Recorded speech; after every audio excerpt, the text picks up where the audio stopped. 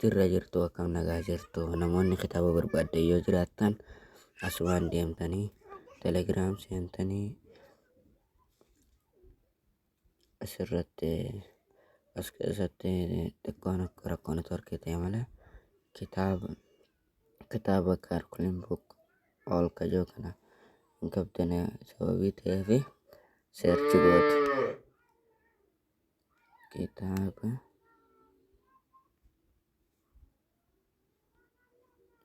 dhufee jira. Kitaaba kaarkulaan buuk ol jaa irratti tuqaastanii kana booda giruuppiidha jalaatti argattu jechuudha.